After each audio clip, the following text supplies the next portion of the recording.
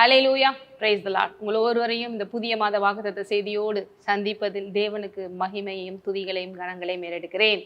இந்த நவம்பர் மாதம் பாருங்க, நமக்கு ஒரு அற்புதமான வார்த்தையை தேவன் தருகிறார். ஏன்னா கிட்டத்தட்ட நம்ம இந்த இயர் எண்டில் இருக்கிறதுனால நம்ம எல்லாருக்குமே இந்த வாக்குத்தத்தை என்ன ஆச்சு, தேவன் இதை பற்றி எனக்கு சொல்லியிருந்தாரு, இதை பற்றி எனக்கு ப்ராமிஸ் பண்ணியிருந்தாரு, இதை நான் எதிர்பார்த்துட்டு இருக்கிறேனே, அவர் சொன்னது எப்போ நடக்கும் அப்படிங்கிற மாதிரி நமக்கு நிறைய யோசனைகள் ஓடிக்கொண்டு இருக்கும்.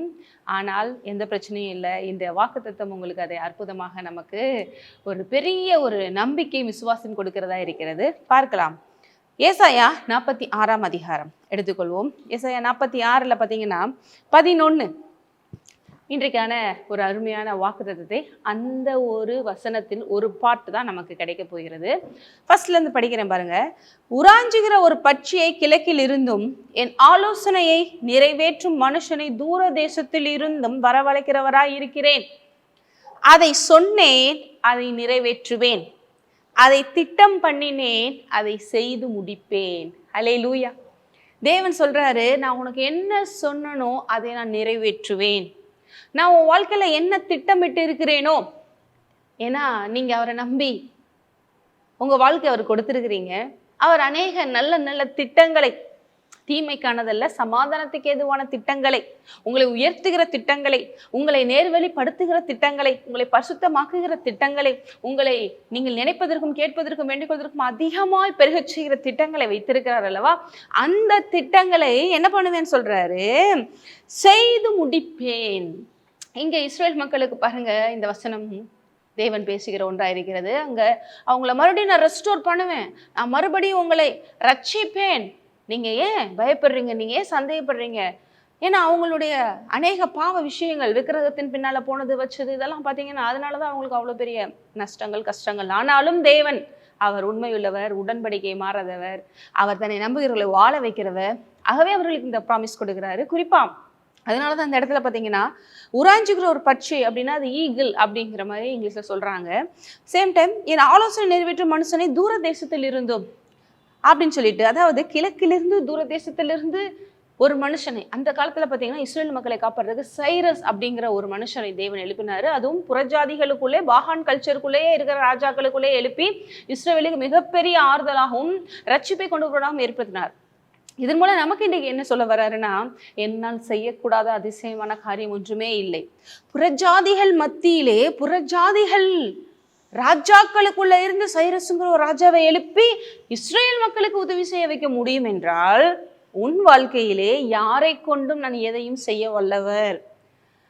நான் உன் வாழ்க்கையில ஒன்று திட்டம் பண்ணியிருக்கேன் அப்படின்னா அதை நிறைவேற்ற நானே அந்த பிளான்ஸை சக்சஸ்ஃபுல்லா முடிக்கிறதுக்கான எல்லா ஆட்களையும், அதற்கு தேவையான எல்லா விதமான சோர்சஸையும் நானே கொண்டு வருவேன். நானே சொன்னதை நானே நிறைவேற்றி தருவேன். நீ பயப்பட வேண்டாம். ஹல்லேலூயா. ஏன்னால் தேவன் நம்ம வாழ்க்கையில சொல்றது எல்லாம் பார்த்தீங்கன்னா அவருடைய லெவலுக்கு ஏற்றபடி தான் இருக்கும். நம்மளால விசுவாசிக்க மட்டும் தான் முடியும், விசுவாசிக்க மட்டும் தான் அவரும் சொல்றார். அப்படியே நமக்கு சொல்றாரு, இந்த வயதுல நீ என்ன பண்ணுவ, தகப்பனாவா என்று சொல்லி. அது முடியுமா அப்படின்னு நினைக்கலாம். அதே போல ஒவ்வொரு தேவ மனிதர்களுக்கும், தேவனுடைய பிள்ளைகளுக்கும் அவருடைய மகிமை ஐஸ்வர்யத்தின்படியான திட்டங்களை கொடுக்கிறார். அவருடைய எண்ணத்திற்கு ஏற்றபடி பெரிய பிளான்ஸை கொடுக்குறாரு. அது எப்படி நிறைவேற்ற முடியும், அவர் மாத்திரம் தான் நிறைவேற்ற முடியும். அது எப்போ நடக்கும்னு வெயிட் பண்ணிட்டு இருக்கீங்களா? இந்த நவம்பர் மாதத்துல தேவன் சொல்றாரு, நான் உனக்கு சொன்னதை நான் செய்வேன், நான் திட்டம் பண்ணினதை நானே நிறைவேற்றேன். அதற்கான விஷயங்கள் எல்லாம் அது உன்னை தேடி வரும். அதற்கான நபர்களோ இல்லை அதற்கான தேவையான பணமோ, அதற்கான தேவையான ஏற்ற சூழ்நிலையோ, அது என்ன வேண்டுமோ அது அது அது இடத்துல ஏற்பாடு செய்யப்பட்டு இருக்கிறது. அது எல்லாம் உன்னை தேடி வந்து நான் உனக்கு சொன்னதை அது நிறைவேற்றும்.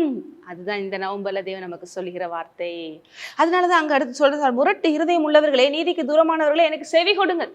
இதை நம்பாம இருக்காதீங்க. தேவனுக்கு செவி கொடுங்க. அவர் ரட்சிக்கிறவர், அவர் சொன்னதை செய்து முடிக்கிறவர். என் நீதியை சமீபிக்க பண்ணுகிறேன், அது தூரமா இருப்பதில்லை. நான் நீதி உள்ள தேவன் நீங்க தெரிஞ்சுப்பீங்க. நான் இன்னைக்கு ஒரு பேச்சு நேற்று ஒரு பேச்சு பேசுற மனுஷன் கிடையாது. பொய் சொல்ல நான் மனுஷன் கிடையாது. மனமாற மனுபுத்திரன் கிடையாது. நான் சொன்னதை செய்பவர், செய்வதை மாத்திரமே சொல்லுகிறவர். நான் நீதியுள்ள தேவன். ஆகவே என் நீதி சமீபிக்க பண்ணுவேன், தூரமா இருப்பதில்லை, என் ரட்சிப்பு தாமதிப்பதில்லை. ஹல்லேலூயா. இந்த பிளான்ஸ் நடக்கும்போது நமக்கு மிகப்பெரிய ஒரு வாழ்க்கையில ஒரு சந்தோஷம், சமாதானம், கலிகூறுதலும் இருக்கும். அது தாமதிப்பதில்லை. நீங்க நினைக்கலாம், இந்த வார்த்தை என்னைக்கு நடக்குமோ அப்படின்னு நினைக்கலாம். தாமதிப்பதில்லை. No more delay. Hallelujah. Very soon. அதுவும் குறிப்பா இந்த நவம்பர்ல நீங்க விசுவாசிக்கிறீங்களா? இது அப்படியே விசுவாசிக்கிறது அப்படியே ஆகும். ஹல்லேலூயா. அவர் சொன்னதை அவர் செய்து முடிப்பார். அவர் திட்டம் பண்ணினதை அவர் நிறைவேற்றுவார். ஆமென். ஜெபிக்கலாமா? நன்றி தகப்பனே. அப்பா, அந்த அருமையான நேரத்திலே இது எவ்வளவு பெரிய தேவன் என்பது இந்த வார்த்தை காமிக்கிறது தகப்பனே. அகில உலகத்திற்கும் சொந்தக்காரர் நீர். உம்மால் செய்யக்கூடாத அதிசயமான காரியம் ஒன்றும் இல்லைங்கிறதை நாங்கள் உணர்கிறோம். நீர் சொல்லாகும் கட்டளையிட நிற்கும். எல்லாவற்றையும் நீர் கீழ்ப்படுத்தி ஆளுகிறீர். எங்களுக்கு நீர் சொன்னதை செய்ய வல்லவராய் இருக்கிறீர். உம்மால எல்லாம் கூடும் தகப்பனே. அப்படியே விசுவாசிக்கிறோம் இயேசுவின் நாமத்திலே. ஆமென். தேவனுடைய நாமத்திலே இந்த நவம்பர் மாதம் உங்களுக்கு அற்புதமாக இருக்க வாழ்த்துகிறேன். நீங்கள் ஆசீர்வதிக்க